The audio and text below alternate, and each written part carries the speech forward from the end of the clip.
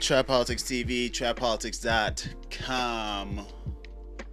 Trending culture, lifestyle commentary. He is I and I am him. It's your boy Rel. Now let the games begin. We got a lot to talk about today, man, but I'm gonna keep this short. You know what I'm saying? Enough to talk about to keep it short. You feels me? There's been a lot of crazy shit that's been happening in the news. A lot of bullshit happening on social media, YouTube streets specifically. The podosphere has been on fire. And I'm just here to give my little take on it. You know what I'm saying? I'm definitely gonna keep this short because I'm not in the best of health. I wasn't even planning on doing a stream today, but I said, you know what? Let me suck that shit up. Pause. And get it out the way. Remain disciplined, because being disciplined is the best way for you to really get over these humps and difficulties that may come your way. But before we get started, definitely want to say I appreciate you guys coming through. Make sure to like and subscribe. Leave a comment down below if you're feeling me, or if not. I appreciate the engagement. I like to curse people back out when they, out here calling me simp, calling me caping. Because if you read the thumbnail, I'm pretty sure they're gonna be niggas, talking all that highfalutin. Oh, he caping for it. I ain't gonna start cursing just yet. I wanna give it some time before I really jump in and do what I got to do when it comes down to the topic at the moment at hand. So if you guys have been paying attention to just any typical social media, you'll see that there's a lot of funny shit that's been happening when it comes down to Amrou Fudl and Walter Weeks.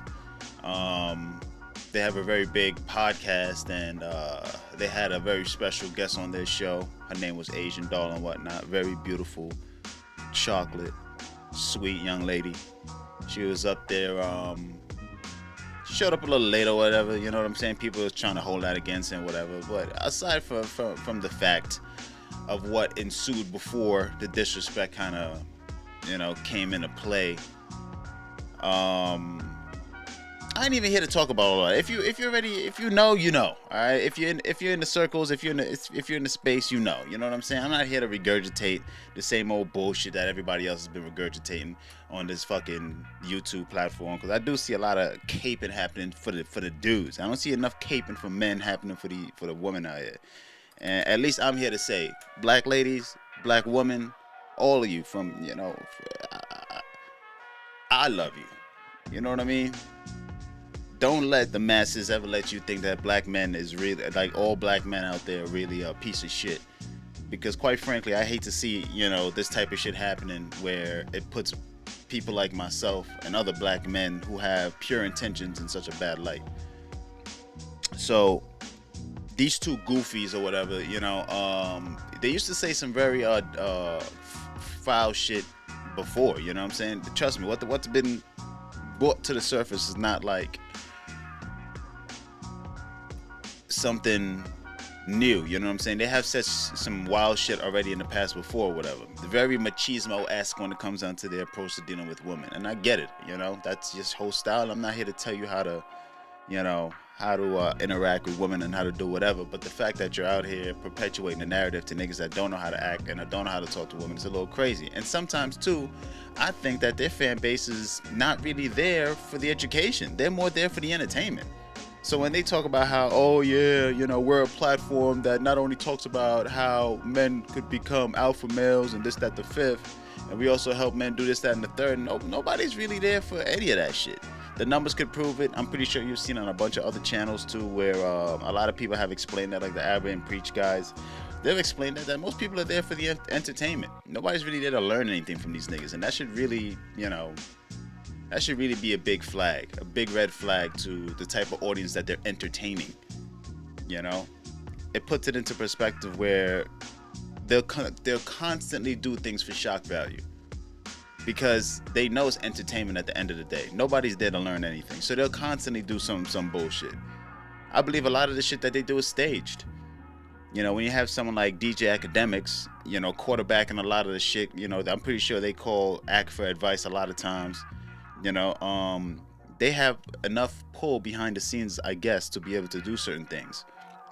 And with that level of pull, you know, it's like they could constantly still be able to bring people on their platform. I guess money and influence with your network sometimes are awarded to goofy niggas that had no right to really be in positions of power with a microphone.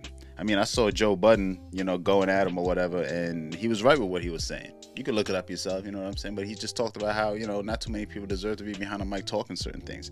But sometimes I go back and I look and I really realize it's not necessarily them, but the people who encourage the shit. I unsubscribed from them a long time ago. At one point, I was introduced to them. When was I introduced to these guys? I was introduced to them like literally a month after I subscribed and watched some of their streams and whatnot. I unsubscribed like right after that. You know, it was like, I think Donovan Sharp was saying some you know, was doing a stream, and I was following Donovan when he was reviewing. And Donovan is back to eating off the carcasses of these episodes that they're doing. So, you know, they have a team of a lot of very toxic men that influence this type of toxic behavior to very fickle-minded men who entertain that shit, and women who keep on going on their platform or entertaining these men so they can continuously perpetuate this bullshit ass narrative. Half the shit that they talk about, no average man could ever be able to do any of the shit that they talking about. Putting their foot in, you know, you have to have a mutual level of respect before you could ever really try to push a machismo-esque type of narrative to a woman. And she has to be able to respect you and admire you in order for any of that shit to really go down seamlessly.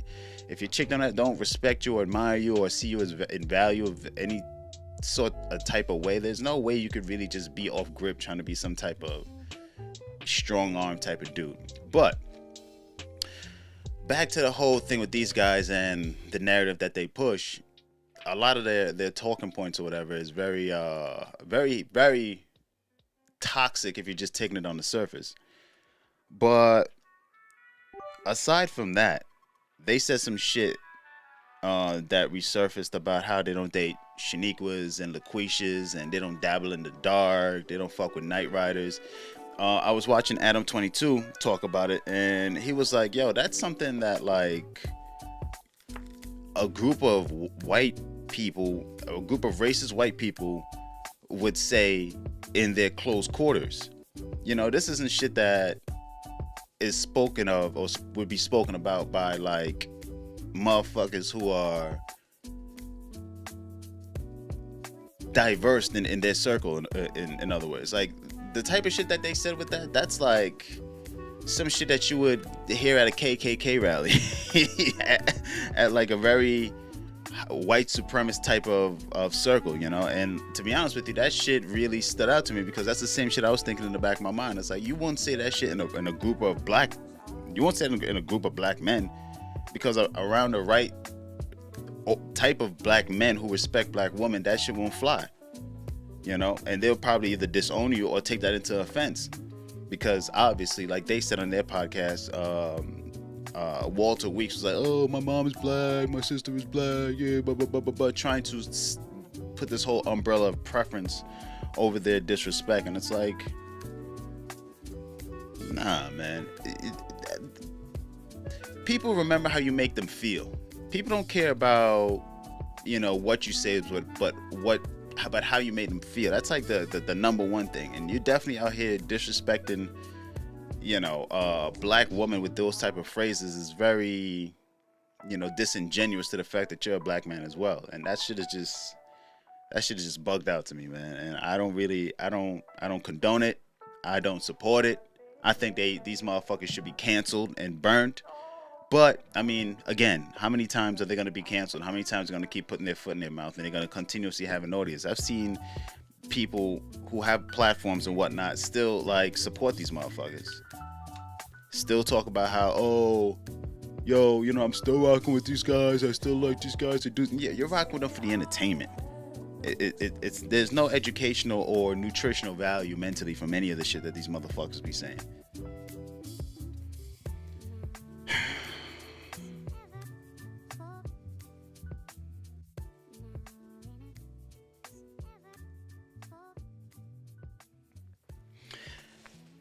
A wise man once told me, right, that racism is a sign of insecurity. Racism is a sign of insecurity. So when people make statements about a person based on their race, color, creed, sex, and whatnot, it's a sign of insecurity within them.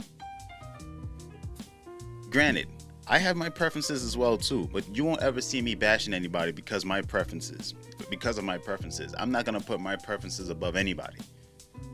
I mean, a lot of the women that these men are dating, I would bet $1 million that they're only really with them for influence and they're using their wealth to sway a lot of these women. I was talking to one of the girls that was allegedly molested by this guy, and he had Fudl, Amrou Fudl, the other guy who's balding.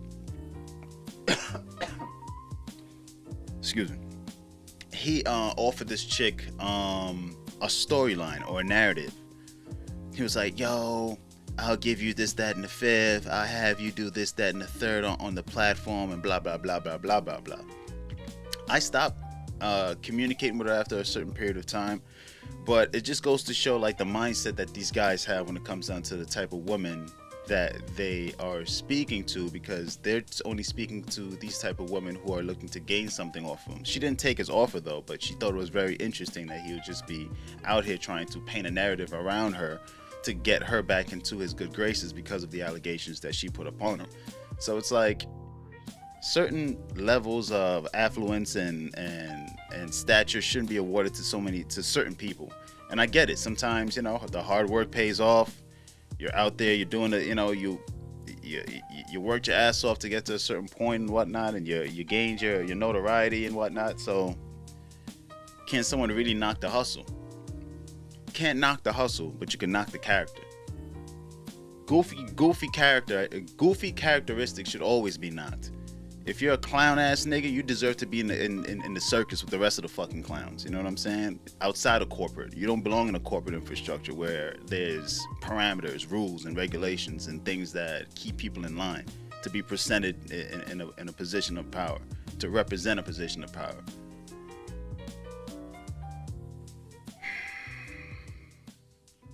Because at the end of the day, right, people who are secure, are confident in themselves, don't see indifferences as a threat.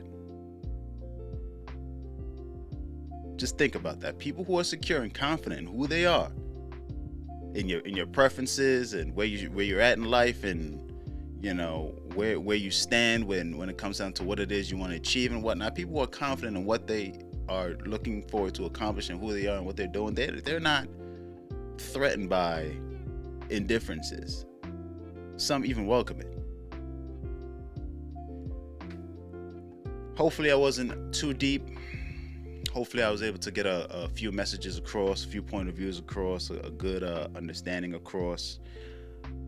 From me to you black women out there that do watch my show, that do give me the time of day, for what it's worth, understand that I do love you. And I do cherish you. Trap Politics TV, trappolitics.com. It's your boy Rel. Thanks for watching. Please make sure to like and subscribe and hit the comment section. You know, let me know what you think. I'm a little under the weather, so I can't really go along as much as I wanted to. But I appreciate you guys sticking around for this long if you have. And with that being said, I'm going to catch y'all on the next one. You dig? I appreciate y'all out there. Take care of yourself and love each other. Peace.